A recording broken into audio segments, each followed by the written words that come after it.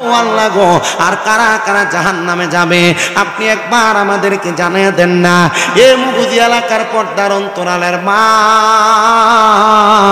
আমি আপনাদেরকে বলতেছি মা, আপনারা যারা পর্দা করেন না, আপনারা যারা স্বামীর আদেশ মানেন না, আপনারা যারা শ্বশুর শাশুড়িকে খানা দিতে চান না, আপনারা যারা অন্যের পুরুষের সঙ্গে কথা বলেন, আপনাদের উদ্দেশ্যে জানাই গো মা, আপনাদের ঠিকানা হলো জাহান্নাম। কারণ আপনারা জানেন বেপরদারা জাহান্নামী, আপনারা জানেন পরের হক মাইরা খানেওয়ালারা জাহান্নামী, আপনারা জানেন দুনিয়াতে স্বামীর আদেশ যারা মানে না তারা জাহান্নামী।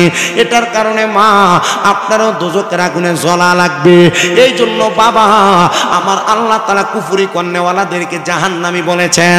আল্লাহ গো, আর কারা কারা জাহান্নামে যাবে আমার আল্লাহ কই এরপরে হইল যারা আহলে কোরআন, যারা আহলে কোরআন তারা হলো জাহান্নামী।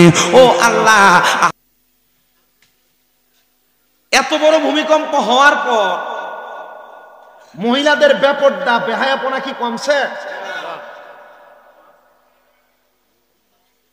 উল্টা ভূমিকম্প হওয়ার পর কোন জায়গায় কোন বিল্ডিং ফাটা দিছে এটা দেহনের লাগে বেরিয়ে সবাই আগে গেছে, ঠিক না? দেখেন এত বড় ভূমিকম্প হওয়ার পর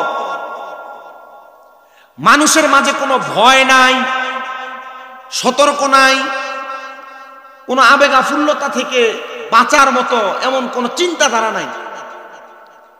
ভূমিকম্পটাতে হয়েছে, লড়ছে, টের পাইছেন কেটাকে প্রাপ্তলে আপনামান নাফাউন্নার দলে আমি একজন ঘুমে আছিলাম, নাফাউন্নার দলে আমি একজন ঘুমে। আপনারা হয়তো অনেকে জানেন আমার আম্মা অসুস্থ আজকে 7 মাসের উপরে। আমার আম্মা এই টাইমে আমার কল দিছে জুমার দিন না, আমি শ্রীমঙ্গল আমার মসজিদে একজনের জুমার দায়িত্ব দিয়ে আমি চলে গেছিলাম মাহফিল। তো আমার আম্মা ফোন দিয়ে কি রে ভূমিকম্প হয়েছে তুই টের পাইছিস না? কখন ঘুমে তুলছি তুমি কখনো বুঝছি। আমারে বলতেছে তো ওই ওয়াশরুম করার জন্য যে হাইকমোটাস চেয়ার আছে না এগুলোতে বৈশা করে, আমি এটাতে বসা ছিলাম তো আমার মনে হয়েছে এটা থেকে ফালাই দিচ্ছে। আমার আম্মা বলতেছে আমি আপনার দোয়া করলে আমার আম্মা তাড়াতাড়ি সুস্থ হবে। 6 মাস 7 মাসে পিএলআইডি অপারেশন হয়েছিল, হওয়ার কারণে এখন হাঁটতে পারে না, ওই যে স্ট্যান্ডে ধরে ধরে হাঁটে। তো এটা আল্লাহ তাআলার একটা ফয়সালা। আমার এক ভক্ত নরসিংদী বাড়ি মহিলা, ওনার 3টা ছেলে মেয়ে আমার মাদ্রাসায় পড়ে, উনি আমার আম্মার আজকে 7 মাসের মতো এইটার খেদমত করতেছে। বরুড়ারও একটা মহিলা যায়, হোমনারও যায়, আর আমার আম্মার খেদমত করে। আপনার দোয়ায় আমার মনে গত 1 বছর আপনাদের এখান থেকে যাওয়ার পর আমার সারা বাংলাদেশে যথেষ্ট পরিমাণ ভক্ত তৈরি হয়েছে, যারা আমার বাড়িতে আসা যাওয়া করে, আমার আম্মারে দেখাশোনা করে। তো যেই কথা আম্মা আমার বললো যে আমি বৈশা রয়েছি, আমার চেয়ারটা মনে হয় কাঁপতেছে। তো আমার আইসা উনি যিনি আম্মার খেদমত করে উনি আইসা ধরছে আর চিকুর দিতেছে। তখন আমি আমাদেরকে গত সিজনে আমাদেরকে বুখারী শরীফের যখন দরজ দেয় গত বছর, কুমিল্লা আলিয়া মাদ্রাসার হেড মুহাদ্দিস আল্লামা আব্দুর রাজ্জাক হুজুর, তখন হুজুর আমাদেরকে বুখারীর একটা হাদিস পড়াইতে দেয়। তখন হুজুর একটা হাদিসের প্রসঙ্গে আরেকটা হাদিস চাই না বলছিলেন, আব্বা এই যে দেখেন ভূমিকম্প, ভূমিধস হওয়া, নতুন নতুন রোগের আবিষ্কার হওয়া, এবং কি মানুষের মাঝে হানাহানি মারামারি, এগুলা এই ভূমিধস, ভূমিকম্প এবং নতুন নতুন রোগের আবিষ্কার কেন হয় জানেন? আমি বলছি না। হুজুর আমার 1 নাম্বার বলছেন হারাজ, 1 নাম্বার বলছেন কি? হারাজ। হারাজ, এই হারাজ দ্বারা হাদিস শরীফে বুঝাইছেন যে মারামারি, হত্যাকাণ্ড। কি কাণ্ড? হত্যাকাণ্ড। কি হত্যাকাণ্ড? আপনারা দেখেন বাংলাদেশে মারামারি, কাটাকাটি, হত্যাকাণ্ড কম না বেশি? বাড়তে আছে। 5 আগস্টের আগে শেখ হাসিনা করছে, এটা দিয়ে কত সুন্দর মানুষ দোষ দিয়ে দিছে না? 5 আগস্টের পরে কেটা করে? জনগণ করে, ঠিক আছে না? আচ্ছা, যে যেটা করুক, আমার কথা হচ্ছে এটা দলীয় বিষয়, কিন্তু আমরা মানুষ যে ভালো হইতেছি না এই কথা তো সত্য। কথা কোন না কেন আপনারা? আমরা মানুষ যে ভালো হইতেছি না এটা কি সত্য না মিথ্যা? আসেন আজকের ওয়াজটা নিজের লেগে শুনি আর করি। আল্লাহ তাআলা কোরআনে বলেন বিসমিল্লাহির রহমানির الرحيم يا أيها الذين آمنوا اتقوا الله ولتنظر نفس ما قدمت لغد واتقوا الله إن الله خبير بما تعملون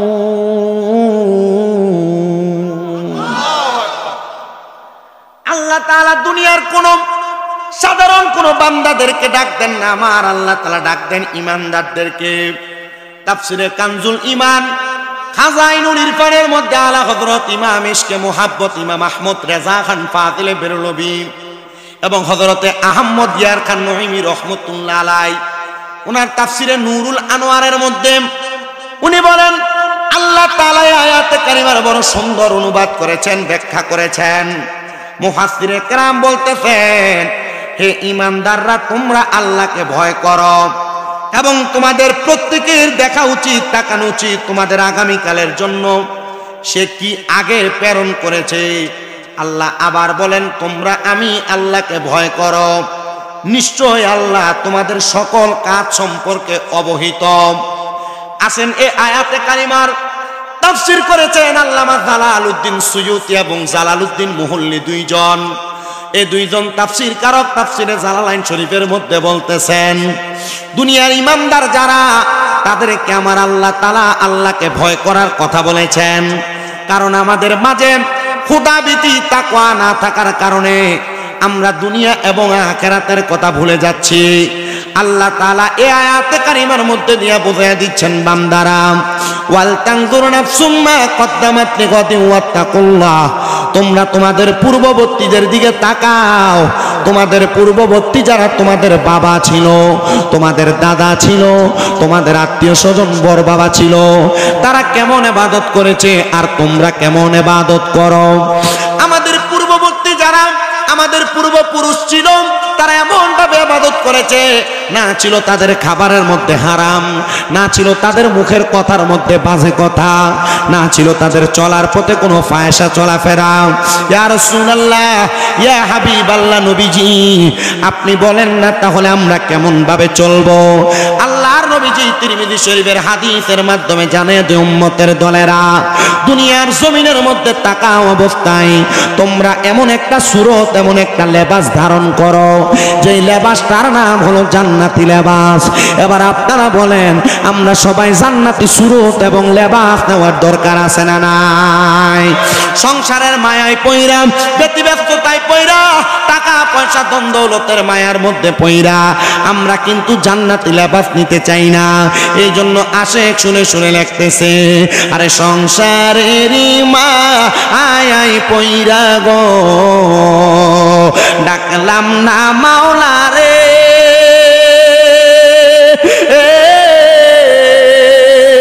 হিসাবে কিন্তু দিতে হবে রে, ওই পারে হাসরে রে। বলেন ওরে জীবন গুনায় গুনায় গেল রে, বলেন সংসার সংসার গো ওইরা ববে গো, করলাম না বন্দিগি কিভাবে কাটা আইবা মনরে, কবরের জিন্দেগি রে হায়রে, ওরে জীবন গুনায় গুনায় গেল রে, বলেন ওরে জীবন গুনায়। আব্বাজি, গুনার কথা স্মরণ করে আল্লাহর কাছে যদি কোনো মানুষ দৈনিক সর্বনিম্ন 20 বার কান্না করে, আল্লাহ তাআলার ওই বান্দা ওই দিন মারা গেলে শহীদের মরণ পাওয়া যায়। মারহাবা পড়েন, একটু মুহাব্বতে পড়েন, ওরে জীবন গুনায় গুনায় গেল রে হায়রে, ওরে জীবন গুনায় গেল রে হায়রে, ফজর গেল ঘুমের ঘরে রে, জোহর গেল কাজে, মাগরিব গেল এলাই দুলাই রে, আসরে শাগ মাগরি বেশা ঘুমেরে হাইরে ওরে জীবন গুনায় গুনায় গে এলো রে বলেন সংসার সংসার কো ওইরা ববে গো ডাকলাম না মাওলা রে হিসাব কিন্তু দিতে হবে রে ওই পারে হাসরে রে বলেন ওরে জীবন গুনায় গেল রে বলেন ওরে জীবন গেল রে বাড়ির পাশে পুকুর পারে গো বাঁধবি সুখের গো ভাইও নাই তোর বা আমদব নাই রে কে লইবে খবর রে হাই রে ওরে জীবন গুনাই গুনাই গে এলো রে বলেন ওরে জীবন গেলো রে একটা জবান বন্ধ রাখবেন না আপনারা বলেন মরণ কথাটা সত্য না মিথ্যা এ মুগুজির বাবা এই জন্য আমি আপনাদেরকে বললাম আপনারা আপনাদের পূর্ববর্তীদের দিকে তাকাইবেন আপনাদের পূর্ববর্তী নাকি ভালো কাজ করেছে নাকি খারাপ কাজ করেছে আপনার বাবা ভালো কাজ করেছে না খারাপ কাজ করেছে আপনার দাদা ভালো কাজ করেছে না খারাপ কাজ করেছে আপনার বাবা দাদার ভালো কাজের বিনিময় তারা জান্নাত পেয়ে যাবে তাদের খারাপ কাজের বিনিময় তারা নাজাত পাবে না আল্লাহ তাআলা কোরআনুল কারীমের মধ্যে ঘোষণা করে বান্দা ইন্নাল্লাযীনা কাফারু মিন আহলিল কিতাবি ওয়াল মুশরিকিনা ফি নারি জাহান্নামা খালিদিনা ফিহা উলাইকা হুম খাশারুল বারিয়া আল্লাহ কয় বান্দা ও বান্দা নিশ্চয় যারা কুফরি করে ও বন্ধু কুফরি কারা কারা করে কুফরির একটু সংজ্ঞাটা জানেন বাবা কুফরি হলো আল্লাহ তাআলা কাউকে সেজদা দেওয়া কুফরি হলো আল্লাহ তাআলা কারোর কাছে কোনো কিছু চাওয়া কুফরি হলো আল্লাহর কোরআন যা বলে তার অনাকাঙ্ক্ষিত ভাবে তার পরিপ্রেক্ষিতে কাজ করা আল্লাহ কয় বান্দা নামাজ ছাইরো না আল্লাহ কয় বান্দা রোজা ছাইরো না আল্লাহ কয় বান্দা দান সদকা বন্ধ কইরো না আল্লাহ কয় বান্দা বেপরদা চইরো না আল্লাহ কয় বান্দা পরের হক খায়ও না আল্লাহ কয় বান্দা গুনার দিকে পা বাড়ায়ও না তুমি বান্দা বারবার গুনার দিকে পা বাড়াও তুমি বান্দা বারবার ইবাদত থেকে দূরে সরে যাও আল্লাহ কয় বান্দা এমন কুফরি যারা করে তাদের ঠিকানা হলো জাহান্নাম জাহান্নাম জাহান্নাম ও আল্লাহ গো আর কারা কারা জাহান্নামে যাবে আপনি একবার আমাদেরকে জানিয়ে দেন না এ মুগুজি এলাকার পর্দার অন্তরালের মা আমি আপনাদেরকে বলতেছি মা আপনারা যারা পর্দা করেন না আপনারা যারা স্বামীর আদেশ মানেন না আপনারা যারা শ্বশুর শাশুড়িকে খানা দিতে চান না আপনারা যারা অন্যের পুরুষের সঙ্গে কথা বলেন আপনাদের উদ্দেশ্যে জানাই গো মা আপনাদের ঠিকানা হলো জাহান্নাম কারণ আপনারা জানেন বেপরদারা জাহান্নামী আপনারা জানেন পরের হক মাইরা খানেওয়ালারা জাহান্নামী আপনারা জানেন দুনিয়াতে স্বামীর আদেশ যারা মানে না তারা জাহান্নামী এটার কারণে মা আপনারও দোজকের আগুনে জ্বলা লাগবে এই জন্য বাবা আমার আল্লাহ তাআলা কুফরি করনেওয়ালাদেরকে জাহান্নামী বলেছেন আল্লাহ গো আর কারা কারা জাহান্নামে যাবে আমার আল্লাহ কই এরপরে হইল যারা আহলে কোরআন যারা আহলে কোরআন তারা হলো জাহান্নামী ও আল্লাহ আহলে কোরআন কারা তাদের পরিচয় কি দেখবেন এখনো বরুণা এলাকায় আসছে কিনা আমি জানি না সব কথার মাঝখান দিয়ে আপনারা বলবে কোরআনে আছে কিনা আল্লাহর নবীর হাদিস দিয়ে প্রমাণ দিলে বলবে জাল হাদিস আল্লাহর নবীর হাদিস দিয়ে কথা বললে বলবে এটা মানি না আল্লাহর নবীর হাদিস দিয়ে বলবে এটা সহিহ হাদিস কিনা তারা ডাইরেক্ট বলবে কোরআনে আছে কিনা আল্লাহর নবী কয় যারা আহলে কোরআনের অন্তর্ভুক্ত যারা শুধু কোরআন মানে হাদিস মানে না ইজমা মানে না কিয়াস মানে না এদের ব্যাপারে আমার আল্লাহ তাআলা সূরা হাশরের আয়াতে কারিমার আল্লাহ তাআলা সূরা বাইয়িনার শেষের 3 নম্বর আয়াতের দিকে কত সুন্দর করে বলে দিয়েছেন যারা আহলে কিতাব যারা শুধু কোরআনে আছে কিনা তালাশ করে হাদিস ইজমা কিয়াস মানে না আল্লাহ তাআলা তাদেরকে জাহান্নামী বলেছেন ও আল্লাহ আর কাদেরকে আপনি জাহান্নামী বললেন আমার আল্লাহ কয় বান্দা আমি জাহান্নামী বললাম 3 নাম্বার যারা মুশরিক যারা শিরক করে আল্লাহ ছাড়া কাউকে সেজদা দেয় আল্লাহ ছাড়া কারোর কাছে চায় আল্লাহ ছাড়া কারোর অনুগত্য আনুগত্য করে, আমি আল্লাহ তাআলা তাদেরকে বললাম মুশরিক। আল্লাহ মুশরিকদের ঠিকানা কোথায়? আল্লাহ কয় ফি নারি জাহান্নামা খালিদিনা ফিহা, তারা জাহান্নামের মধ্যে থাকবে একদিন, দুই দিন না, দুই দিন না, তারা জাহান্নামের মধ্যে চিরস্থায়ী বাসিন্দা হয়ে থাকবে। এবার আপনারা বলেন, আমরা কি জান্নাত চাই না জাহান্নাম চাই? অবশ্যই আমরা জান্নাত চাই, কিন্তু সবাই কয় না। কারা কারা জান্নাত চাই ডান হাত তুলে আমার আল্লাহরে দেখায়। আল্লাহ কবুল করেন, জোরে কোন আমিন। মুহাব্বত একটা তাকবীর দিতে হবে, নারায়ে তাকবীর। মানুষ সব ডি লাগবে। আমি দেখছি ফোলাফানি যে পরিমাণ ফুটলা করছে, এটি খাওয়াই মানুষও নাইছে না। আর আমি এটাও জানি মুগুজির মাহফিলের ভিতরে ইয়ানাবি করে দাঁড়াইলে প্যান্ডেলে জায়গা থাকে না। এখনো যে মাশাআল্লাহ আপনারা রেডি আইছেন, এডি থাকলে তো মোটামুটি আর লাগে নাকি আমরা তাকবীরটা একটু জোরে দেওয়া লাগবো। কারণ যে জামাইরে দাওয়াত দিছে দেশি মুরগাটা খাওয়াইয়া, বাবা ঠান্ডা লাগে, যাওয়ানোর দরকার নাই, ফোটলা যেটা হাদিয়ে দিছে এটা বাইর চলে যাবো, তুমি একটু ঘুমিয়ে থাও, একটু মুহাব্বতে তাকবীর দিয়া কইবেন। আপনারা ঘরে থাকেন, নাইলেও অসুবিধা নাই, হাতটা সুদা করে মুহাব্বতে একটা তাকবীর দেওয়া লাগবে। নারায়ে তাকবীর, নারায়ে রিসালাত। যারা যারা জোরে দেয় লগেরটা জোরে দেয় না, চিন্তা করতেছে ইয়া হেদও দিতে আছে জোর, আমি দনের দরকার কি, বাসার গোসলের মতো হইব। বলছে দুধ লই আইবো সবাই রে, তো সবাই চিন্তা করছে হ্যাঁ দুধ লই যাবো সবাই দুধ, আমি একটু হানি নিলে কিচ্ছু হইতো না, এই চিন্তা করে সব হানি লই আইছে। তো তাকবীর যে আপনি জোরে দেন না একজন, আপনার লেগে দেন আস্তে আস্তে সবাই দেন মুহাব্বতে। নারায়ে তাকবীর, নারায়ে রিসালাত, নারায়ে গাউসিয়া, নারে পাক পাঞ্জাতন। মুগুজি মধ্যমপাড়া ফুরকানিয়া মাদ্রাসার মাহফিল, জোরে কন্যা মারহাবা। জান্নাত চাই না জাহান্নাম? ও আল্লাহ, আপনি যাদের কথা বললেন তারা কেমন মানুষ? যারা কুফরি করে, যারা আহলে কিতাবের অন্তর্ভুক্ত, যারা মুশরিক, যারা শিরক করে। আল্লাহ তারা কেমন মানুষ? আল্লাহ কই উলাইকা হুম শাররুল বারিয়া, এরা কি বালা না খারাপ? কই এরা সব চাইতে বাজে মানুষ, এরা চাইতে বাজে মানুষ আর দুনিয়াতে নাই।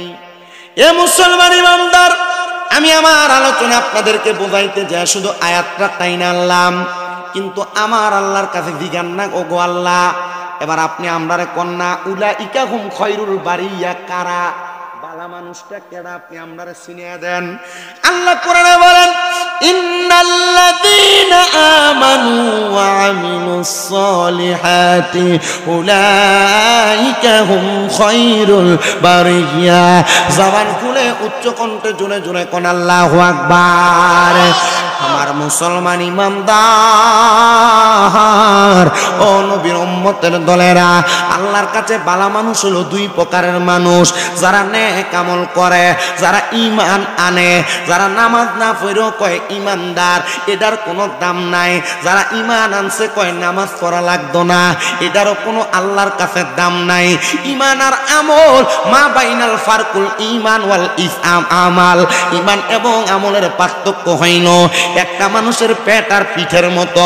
পেটের মধ্য থেকে পিঠটারে যদি কাইটা আলাদা করা লাগে, তাইলে পেট ছাড়া পিঠ বাঁচবে না, পিঠ ছাড়া পেট বাঁচবে না। ঈমান ছাড়া আমলের দাম নাই, আমল ছাড়া ঈমানের দামটা নাই। মায়ার নবী গো, আমরা ঈমানদার কেমনে বুঝতাম? বলে তোমাদের ধৈর্যের দ্বারা, তোমাদের তাকওয়ার দ্বারা। ও মায়ার নবী, ধৈর্য আর তাকওয়া দিয়ে কেমনে ঈমান পরীক্ষা করে? বলে তোমার বিপদের সময় আল্লাহর প্রতি বিশ্বাস রাখা, আল্লাহর প্রতি ঈমান রাখা, এটার নাম হলো তোমার আল্লাহর প্রতি তাকওয়া, আল্লাহর প্রতি ভয়, আল্লাহর প্রতি খোদাভীতি। আর তুমি খোদাভীতি রাইখা হারাম কাজের দিকে হাত না বাড়ানোর কারণে তখন তোমার হবে ধৈর্য ধারণ করা। তোমার সামনে সুযোগ আছে গুনাহ করার, কিন্তু তুমি গুনাহ করো না। তোমার সামনে সুযোগ আছে পরের হক মাইরা খাওয়ার, কিন্তু পরের হক মাইরা খাও না। এটার কারণে তুমি আমার আল্লাহর কাছে ধৈর্যশীল হইবা, আল্লাহর কাছে ঈমান আর আমলওয়ালা হইবা। ইয়া রাসূলুল্লাহ, আল্লাহ পাককে আসতে হইব না জোর হইব। ইয়া রাসূলুল্লাহ, নবী গো,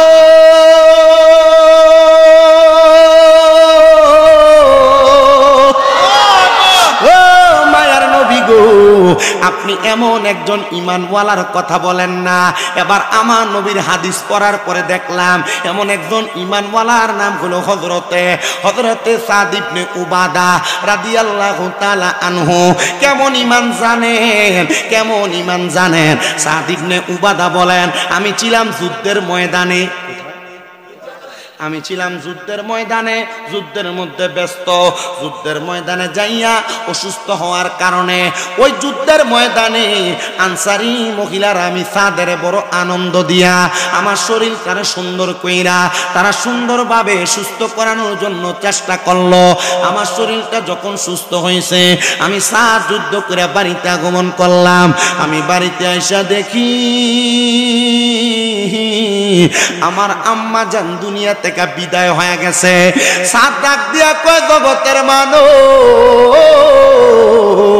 আমি যখন বাহির থেকে আইসা আমার আম্মা জান অসুস্থ দেখলাম, আমার মনে টেনশন লাগলো। মা, আমাদের জন্য আপনি আপনার সম্পদ জোড়াইলেন, আপনি টাকা পয়সা ধন দৌলত জোড়াইলেন, আপনার সব এখানে পড়ে আছে। ও আম্মা জান, আপনি তো দুনিয়া থেকে বিদায় হয়ে গেলেন। হযরত সাদ ইবনে উবাদা বলে, আমি কার কাছে যে আমার মনের কষ্ট বলবো? আমি এমন কোন বিশ্বস্ত মানুষ পাই নাই।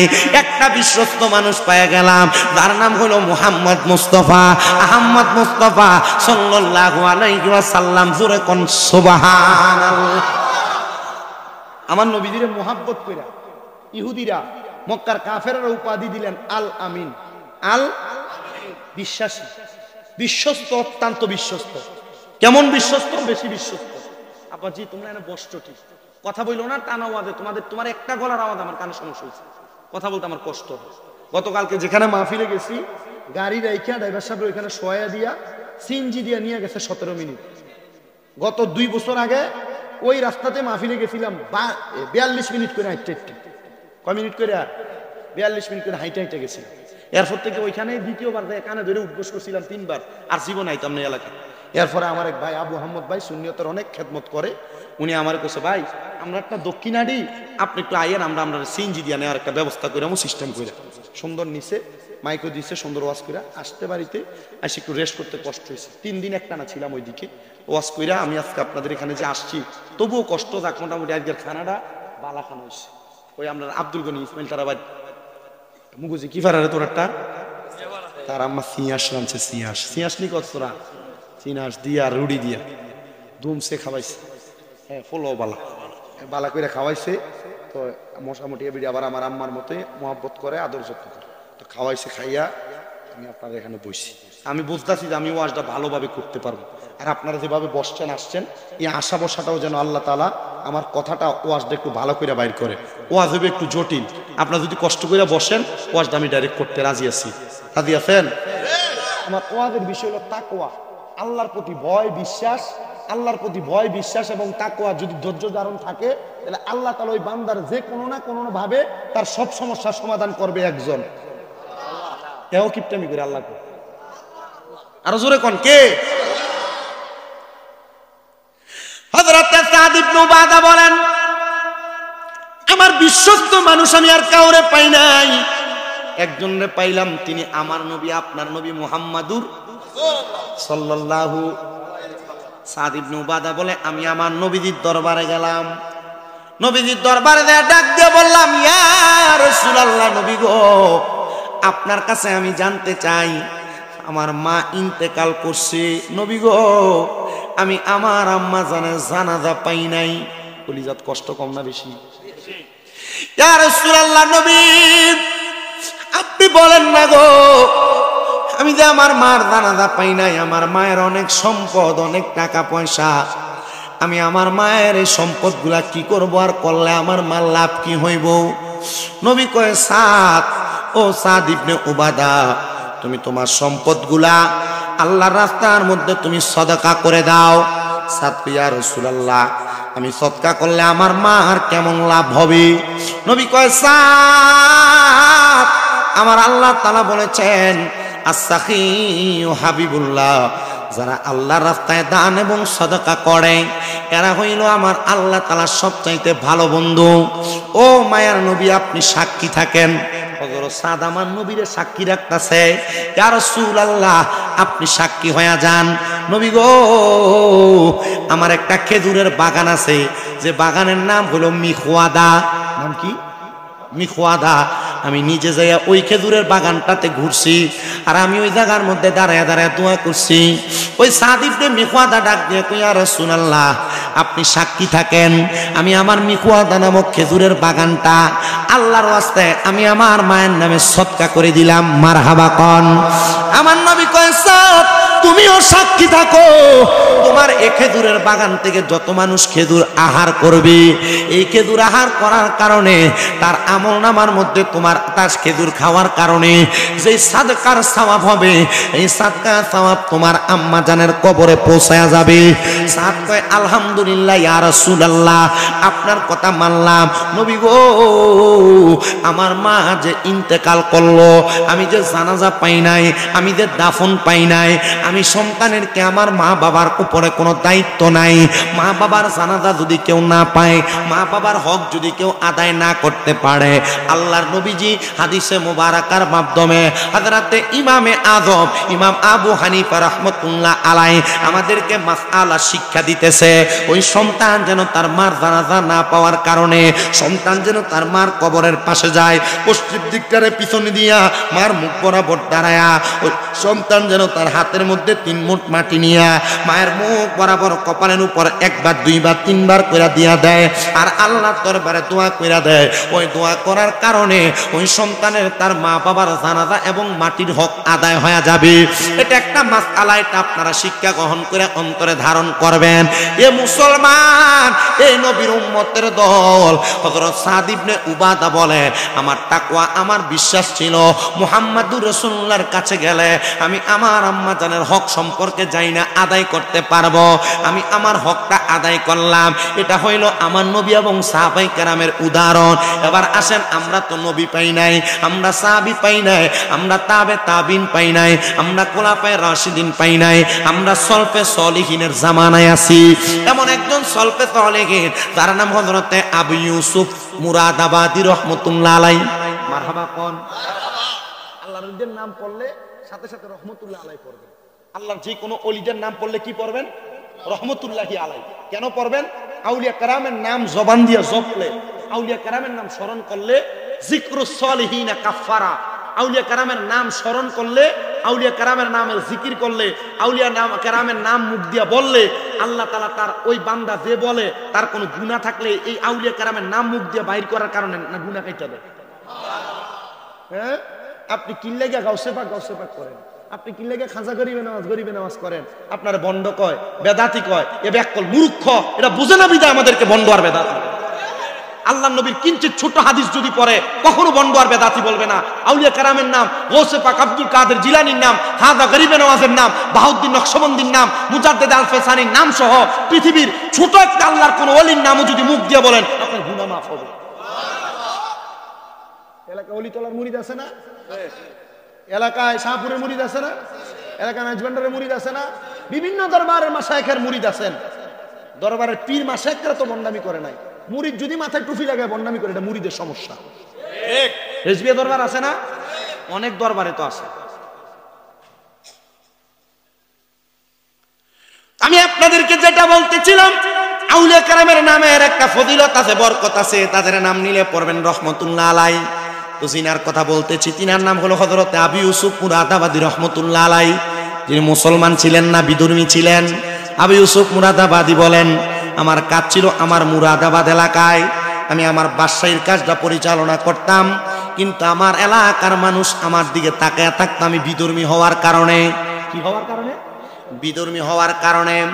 হযরত আবু ইউসুফ মুরাদাবাদী বলেন, এ দুনিয়ার মানুষ, আমি আমার কর্মকাণ্ডগুলা সব সুন্দরভাবে করি। আমার এলাকার একজন ইমাম ছিলেন, আমার এলাকার একজন খতিব ছিলেন, যিনি ওনার সব কর্মকাণ্ডগুলা করতেন। ওই খতিব সাহেব ডাক দিয়ে কই, জগতের মানুষ, আমি আমার যে কাজ করতাম, মসজিদের মধ্যে খেতাবতের দায়িত্ব পালন করতাম। মসজিদে খেতাবতের দায়িত্বগুলা পালন করা অবস্থায় আমি আমার সংসার চালাইতে বড় কষ্ট হয়ে গেছিল। কি চালাইতে? সংসার চালাইতে বড় কষ্ট হয়ে গেছিল। হযরত আমি ইউসুফপুর আদাবাদের এলাকার ওই খতিব সাহেব ডাক দিয়ে বলে, আমার স্ত্রী একদিন রাত্রবেলা আমার হাতটার মধ্যে দুইটা ডাক দিয়ে কই, স্বামী গো জানি আপনি রাগ করবেন, তবে আমি আপনার কাছে একটা কথা বলি, আপনি যে চাকরিটা করেন এই চাকরির টাকা দিয়ে তো আমাদের সংসার চলে না, ছোট বাচ্চাটার দুধ ক্রয় করা যায় না। স্বামী গো, আপনি নতুন একটা চাকরির মধ্যে চলে যান, যেটার মধ্যে যাওয়ার কারণে আপনি একটু বেশি ইনকাম করবেন। দেখবেন অনেক মহিলা আছে যারা স্বামী যা কামাই করে তাতে সন্তুষ্ট না, এক তুলনা দেয়, তোমার লগের বাড়ির অমুক এত টাকা কামাই করে, তুমি কি করো? কয় না অনেক? মা বোনদের কাছে বলবো, আপনারা যারা আপনাদের স্বামীদেরকে এগুলা বলেন, আপনারা এমন কথা থেকে সাবধানে থাকবেন। এমন কথা বললে আল্লাহ রিজিক আরো কমায় দেয়, বাড়ায় দেয়। এজন্য আপনারা আল্লাহর প্রতি তাকওয়াবান হবেন, আল্লাহর প্রতি তাওয়াক্কুল ঠিক রাখবেন, দেখবেন আল্লাহ তাআলা অসংখ্য সম্পদ দান করবেন। আর যদি সম্পদ নাও দান করে, যেটা দেয় এটাতে লাখ টাকার মালিকের থেকে বেশি শান্তি দান করবে। মহিলার কথা মোতাবেক ওই খতিব সাহেব বলেন, আমি আমার স্ত্রীকে বুঝ দেওয়ার জন্য আমি বললাম ঠিক আছে আমি ওই চাকরিটা ছেড়ে দিব, কিন্তু আমি চাকরি ছাড়ি নাই, কারণ আমি জানি আল্লাহ তাআলার অভিশাপ বড় মারাত্মক। আমি আল্লাহর প্রতি তাওয়াক্কুল রাখা আমার আল্লাহ তাআলার কাছে দোয়া করতে লাগলাম, আল্লাহ আপনি আমার এমন লজ্জা দিয়েন না, আমার স্ত্রীর কাছে আপনি শরম দিয়েন না। ইমাম সাহেব ডাক দিয়ে কয়, জগতের মানুষ, আমি আমার আল্লাহ তাআলার কাছে তাহাজ্জুদ করতে লাগলাম, নফল ইবাদত করে করে কান্না করতে লাগলাম, কিন্তু আমার